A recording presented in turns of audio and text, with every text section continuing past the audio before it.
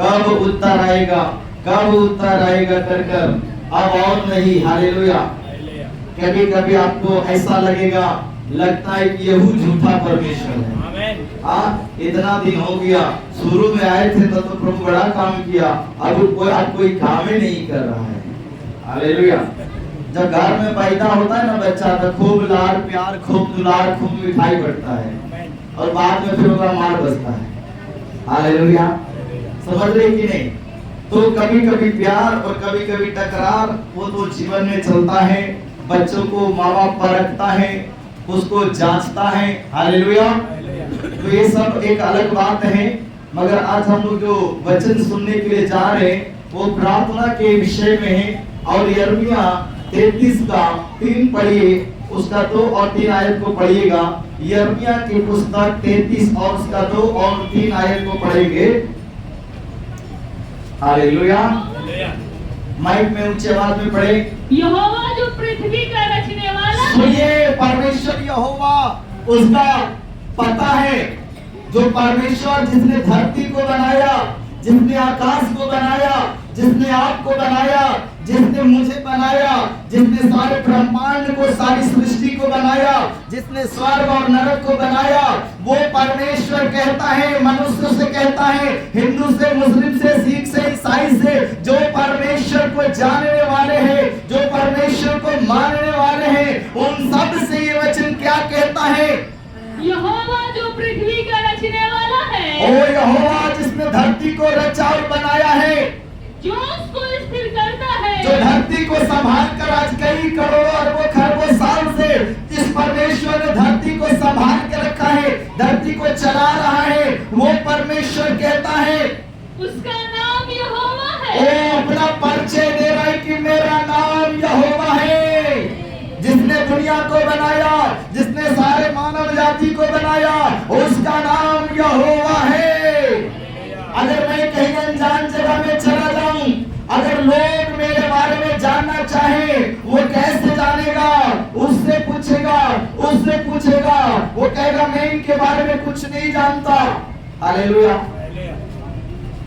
अगर आपको सही जानकारी चाहिए तो उसी व्यक्ति से पूछना पड़ेगा जिसके बारे में आप जानना चाहते हैं। आप उससे जाके पूछ सकते हैं आपका नाम क्या है, आपका घर क्या है, आप क्या करते हैं। तो सही जानकारी खुद वो व्यक्ति ही दे सकता है, दूसरा और कोई उसके बारे में सही जानकारी नहीं दे सकता। हालेलुया। कुछ सही जानकारी होगा, उसमें कुछ गलत भी जानकारी होगा। तो परमेश्वर कहता है मेरा नाम यहोवा है, जिसने सारी कायनात को बनाया, उसका नाम क्या है? यहोवा परमेश्वर उसका नाम है। और वो क्या कहता है? सुनिए, वो यह कहता है, वो ये कहता है मुझसे प्रार्थना कर। ओ परमेश्वर मनुष्य से कहता है, मनुष्य मुझसे प्रार्थना कर, और मैं तेरी प्रार्थना को सुनकर तुझे बड़ी बड़ी और कठिन बातें बताऊंगा। तुझे बड़ी बड़ी और कठिन बातों को मैं बताऊंगा, जिसे तू अभी नहीं समझता। जिसे तू अभी नहीं समझता है। हालेलुया। दानियल की पुस्तक अब जब 12 अध्याय को पढ़ते हैं, दानियल वहां पे उपवास रखा है 3 सप्ताह का, और परमेश्वर ने दानियल के ऊपर बहुत कठिन बातों को प्रकट किया। और दानियल को भी ये चीज समझ में नहीं आया। अंत में स्वर्गदूत कहता है, हे अति प्रिय पुरुष दानियल, ये बातें अंत समय के लिए है। तू तो पुरखाओं के संग सो जाएगा, इस दुनिया में नहीं रहेगा, तू चला जाएगा। ये बातें जो परमेश्वर तेरे ऊपर प्रकट किया है, ये तो अंत समय के बारे में बताया गया है। सुनिए, आज दानियल को इस दुनिया से गए करोड़ों साल हो गए होंगे, मगर दानियल जो दर्शन देखा, जो पुस्तक में लिखा, जो परमेश्वर ने उसे दिखाया, प्रकट किया, वो चीजें आज पूरा हो रहा है, और उनमें से कई चीजें अभी भी पूरा होना बाकी है। हालेलुया। दानियल परमेश्वर के नजरों में एक धार्मिक प्रार्थना करने वाला पुरुष था, और परमेश्वर से वो 3 टाइम प्रार्थना करता था। इसलिए दानियल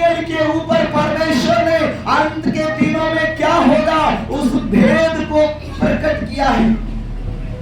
परमेश्वर का वचन कहता है मुझसे प्रार्थना कर और मैं क्या करूंगा तुझे बड़ी बड़ी और कठिन बातें बड़ी बड़ी बातें, कठिन बातें जिसका समझना भी तेरे लिए मुश्किल होगा, मैं ऐसी बातें तुझे बताना चाहता हूँ, ऐसी बातें तुमसे कहना चाहता हूँ। हालेलुया। मगर ये कब बताएगा, ये कब कहेगा? जब आप प्रार्थना में समय बिताएंगे, जब आप परमेश्वर के करीब जाएंगे, जब आप परमेश्वर को ढूंढेंगे, जब अपनी परेशानी को, जब अपनी समस्या को लेकर आप अपने प्रार्थना के कमरे में जाएंगे, घुटने टेकेंगे और परमेश्वर से दुआ करेंगे, प्रभु मेरे ऊपर प्रकट कर, जाहिर कर मेरे घर के बारे में, मेरे जीवन की हालात के बारे में, क्यों इस प्रकार से मेरा जीवन चल रहा है। हालेलुया। लोग शॉर्टकट रास्ता ढूंढते हैं, मगर मैं आपको बताने के लिए चाहता हूं प्रभु में कोई शॉर्टकट रास्ता नहीं है। हर एक के लिए वही रास्ता है। जिसको भी प्रभु के पास जाना एक ही रास्ता है, शॉर्टकट कोई दूसरा रास्ता। हालेलुया। तुम जितना शॉर्टकट के फेरा में रहोगे तुम्हें उतना लॉन्ग कट पड़ जाएगा, उतना लंबा पड़ जाएगा। इजरायली लोगों को मिस्र की गुलामी से निकला 40 दिन का रास्ता था, 40 साल लग गए।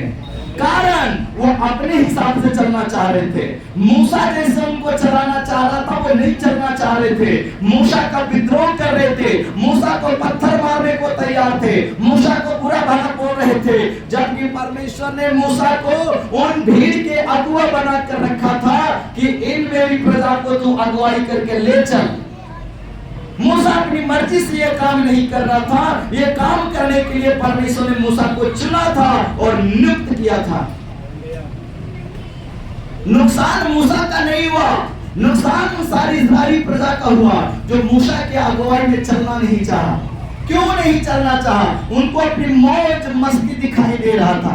जब गुलामी से निकला तो रास्ते में वो सबके साथ खाना पीना, शादी विवाह करना, जो वचन के खिलाफ था, जिस जातियों से उनको नहीं मिलना था, जिन जातियों में उनको शादी विवाह नहीं करना था, जिनसे उसको खान पान नहीं रखना था, ये परमेश्वर के पवित्र प्रजा उन लोगों के साथ मिलकर वही काम किया। वो मनुष्य को प्रसन्न करने में लगे हुए थे, ना कि परमेश्वर को। और इसीलिए उनके लिए 40 दिन का रास्ता 40 साल बन गया। सुनिए, परमेश्वर आपको विलंब करके आशीष नहीं देना चाहता। परमेश्वर बस केवल आपके सही समय का इंतजार करता है। जो प्रभु आपको देना चाहता है वो बस ये चाहता है कि उस लायक तुम बन जाओ और मैं तुझे चीजें दे दूं। आपकी संपत्ति आपकी बेटा बेटी का है, मगर आप उसके जवान होने का इंतजार करते हैं। एक समय का भी इंतजार करते हैं कि समझदार हो जाए, फिर इसको मैं घर से अकेले भेज सकता हूँ, फिर इसको नानी के यहाँ दादी के यहाँ अकेले चला सकता हूँ, थोड़ा बड़ा हो जाए, फिर ये कॉलेज में इसको भेज सकता हूँ, बाहर पढ़ने के लिए भेज सकता हूँ। आप एक समय का इंतजार करते हैं, आप उसको सब कुछ देना चाहते हैं, परंतु आप उसको देखना चाहते हैं मेरा बेटा मेरा बेटी उस लायक बन जाए, तब मैं काम करूंगा। हालेलुया। परमेश्वर भी आपके बारे में ऐसा ही सोचता है, मेरे वचन के अनुसार चलना सीख जाए, मेरे कानून की पालन करना सीख जाए, मेरे व्यवस्था में रहना सीख जाए, मेरा आदर करना सीख जाए, ताकि जो आशीष मैं इसे दूं उसको ये संभाल सके। हालेलुया। परमेश्वर के महत्व को आप समझ सके, तब परमेश्वर आपको वो चीजें देगा जो देने के लिए चाहता है। हालेलुया। आप संडे को आराधना आने के बजाय संडे को मार्केट करने जाओगे, साड़ी खरीदने जाओगे, फिर चाहोगे प्रभु आशीष दे तुम्हें, तुमने परमेश्वर के महत्व को घटा दिया है। हालेलुया। तुम इधर आराधना में आते गए 9 बजे और 9 बजे आने के बाद बाइक लेके कभी उधर जा रहे हो कभी इधर जा रहे हो, अभी आधा घंटा देरी है शुरू होने में, आधा घंटा बैठ के खुदा को याद करो, इधर आया क्या करने के लिए। बाहर में तो 6 दिन बिजी व्यस्त था, कम से कम आज के दिन तो सही से रह लो। तेरे अंदर खुदा का डर ही नहीं है, खुदा का भय नहीं है, तैयारी नहीं है। आराधना का टाइम होगा 10 तभी आएंगे। पहले अगर पहुंचो प्रभु को भवन में, ये तुम्हारे खुद नसीबी होगा। डॉक्टर तुम्हें 8 बजे बुलाए, तुम 7 बजे भूखे प्यासे बैठे रहोगे। कोटा चावल 5 किलो के लिए वो 10 बजे बुलाए, तुम 6 बजे पहुंचे रहोगे। मगर खुदा के भवन में आना है, आराम से आएंगे। और कुछ पहले आ गए, उसके बाद भी इधर घूम रहे, उधर मार्केट जा रहे, उधर इधर जा रहे, मन को अशांत बना के रखा है। हालेलुया। खुदा के घर में पहले आया, इबादत करो, बैठ के दुआ करो, प्रार्थना करो। ये परमेश्वर के वचन की व्यवस्था है।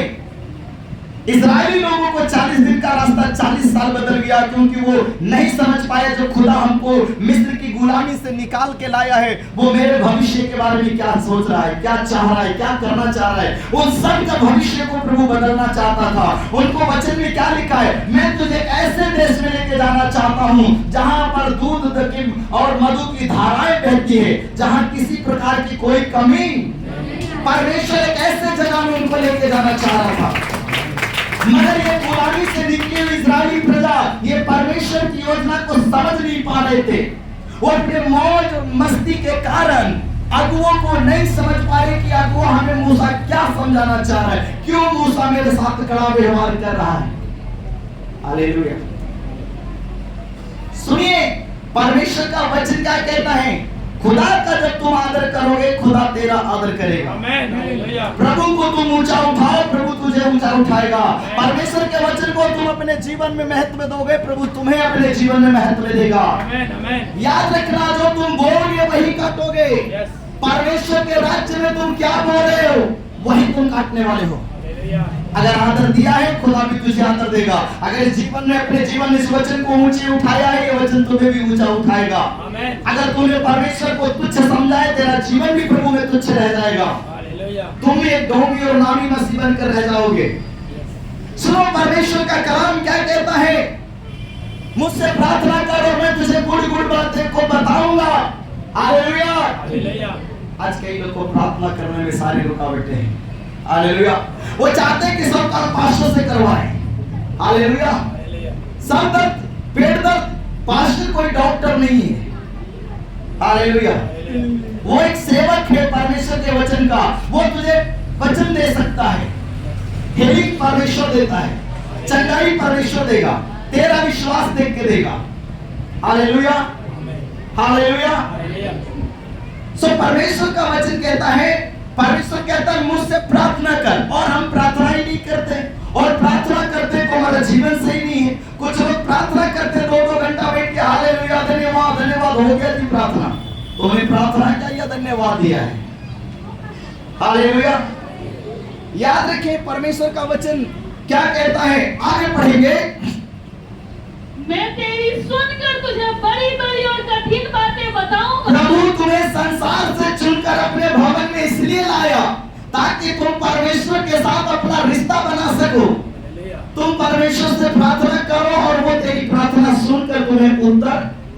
परमेश्वर अपनी इच्छा बता रहा है, मनुष्य को अपने बारे में बता रहा है, मेरा नाम यहोवा है, मैंने ही धरती और आकाश को बनाया है, और हे मनुष्य मैं तुझसे कहता हूं कि तू मुझसे प्रार्थना कर और मैं तेरे जीवन के भेदों को प्रकट करूंगा।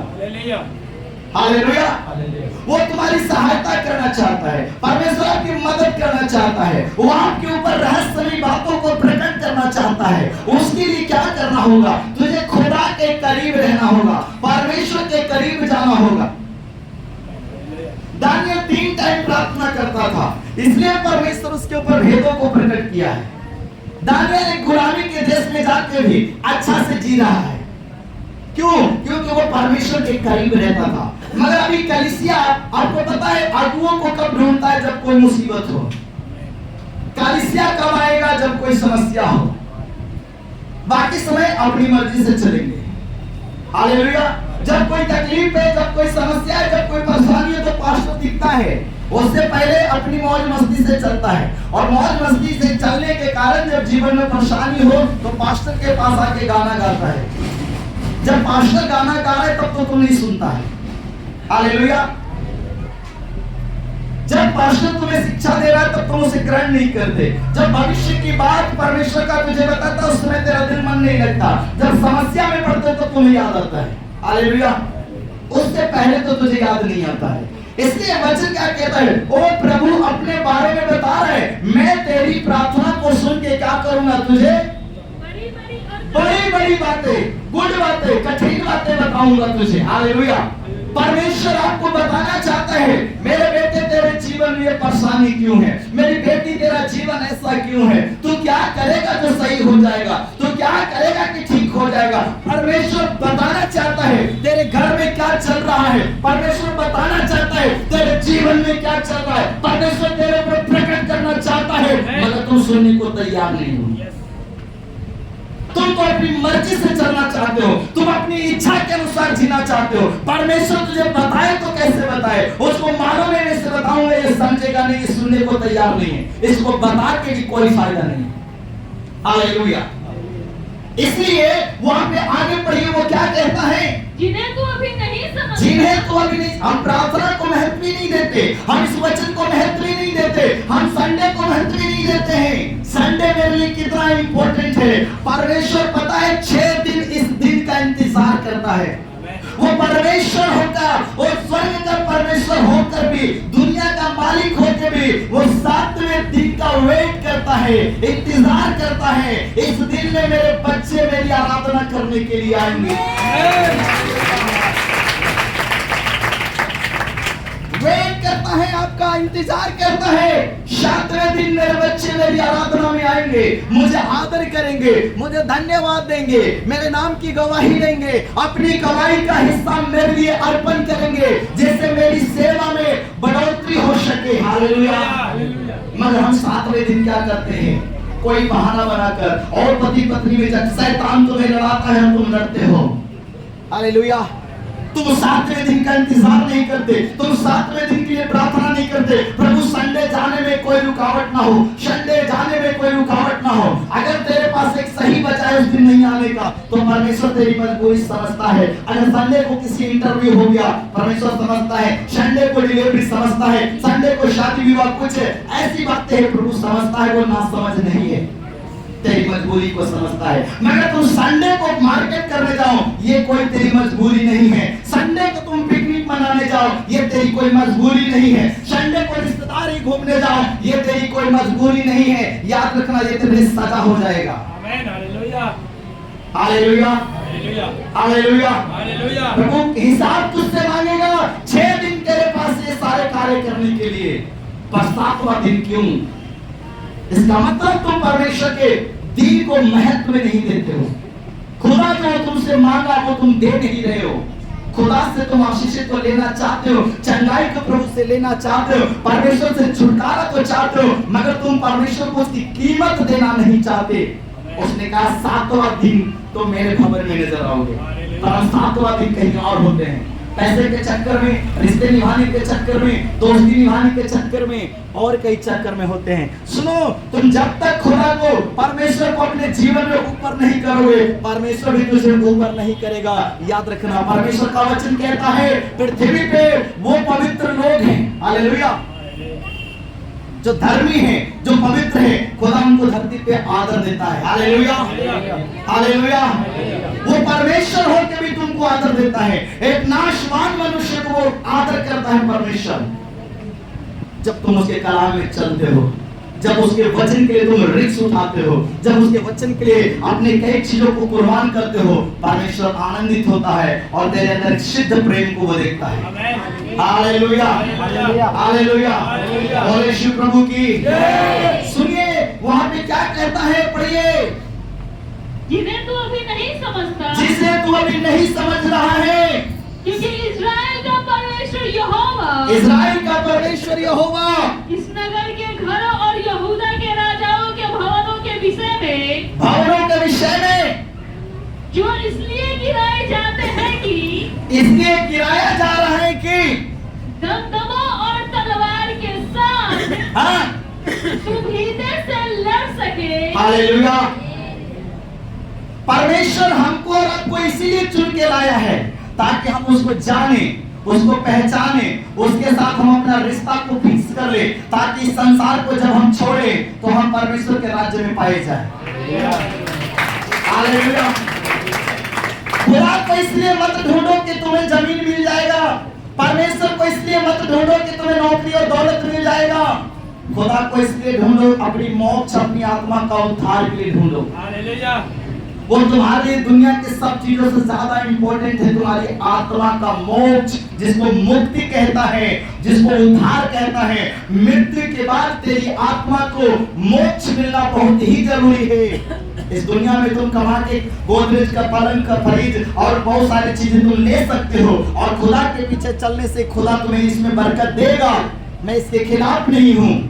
मगर मैं कहता हूं इन सब चीजों के, संसार के चीजों के लिए तुम प्रभु के पीछे ना चलना। अपनी मोक्ष, अपनी आत्मा का उद्धार के लिए, अपनी आत्मा की मुक्ति के लिए यीशु के पीछे चलना। यीशु को मुक्ति दाता कहा गया है। मुक्ति, इस संसार से, परिवार से तो तुम्हें मुक्ति मिल गया, इस संसार को तुम तो त्याग दे, मगर मृत्यु के बाद तुम्हें शरीर से मुक्ति मिला है। हालेलुया। और जहां तुम्हें जाना है अब तक तुम वहां नहीं गए। हालेलुया। इसलिए तो प्रभु के पीछे चलना। Hallelujah, hallelujah. सुनिए, आप चंगाई और प्रार्थना आपके जीवन में, जब प्रार्थना सही होगा तो चंगाई भी सही होगा। कोई शॉर्टकट रास्ता आपके पास नहीं है। यीशु ने कोई शॉर्ट रास्ता बनाया ही नहीं है।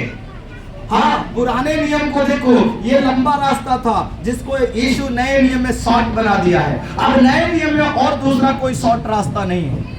यीशु ने जो रास्ता तेरे लिए तैयार किया वही रास्ता है, और उसी पे चल के हर एक लोग उद्धार पाएगा। Hallelujah, hallelujah. अब पढ़िएगा, दूसरा राजा की पुस्तक में हम लोग आएंगे और इसके 5 अध्याय में आएंगे, कैसे परमेश्वर मनुष्य के बीच में काम करता है। हम देखते हैं यहाँ पर नामान नाम का एक कोढ़ी व्यक्ति जो कोढ़ से भरा हुआ था, और कई वैद्यों से दिखाने के और अपने गांव नगर में सब कुछ करके थक लेने के बाद भी उसका जीवन ठीक नहीं हुआ, उसका कोढ़ ठीक नहीं हुआ। कैसे परमेश्वर मनुष्य के बीच में अपना काम करता है, हम इस अध्याय के अंदर पढ़ने के लिए जा रहे। अब पढ़िए दूसरा राजा की पुस्तक 5 अध्याय और उसका 5 का 1 से आप पढ़ेंगे। अराम के राजा का नामान नामक सेनापति, अराम नाम का एक जगह है जिसका राजा था, और उस राजा का सेनापति अपने स्वामी की दृष्टि में बड़ा, अपने मालिक, अपने राजा के दृष्टि में बहुत बड़ा और प्रतिष्ठित पुरुष था। और राजा उसको बहुत मानता था, राजा उसको बहुत आदर देता था, सम्मान देता था। वो सेनापति था, यानी कि उसके नीचे बहुत सारे सेना, बहुत सारे फौज है, बहुत सारे नीचे में काम करने वाले सैनिक है। उन सब के ऊपर, लाखों सैनिक के ऊपर, हजारों सैनिक के ऊपर ये नामान जो है ना सेनापति था, और राजा के नजर में इसका महत्व बहुत था। राजा उसको बहुत मानता था, बहुत प्यार करता था, बहुत आदर देता था, राजा उससे बहुत प्रेम करता था। इस कारण क्योंकि यहोवा ने उसके द्वारा अरामियों को विजयी किया था। राजा क्यों इसको मानता था इतना नामान को? क्योंकि परमेश्वर यहोवा ने इसी व्यक्ति के द्वारा एक युद्ध को जितवाया था। हालेलुया। और राजा का इज्जत बचाया, इसलिए राजा उस नामान कोड़ी से प्रेम करता था, क्योंकि वो युद्ध इसी के कारण जीता गया।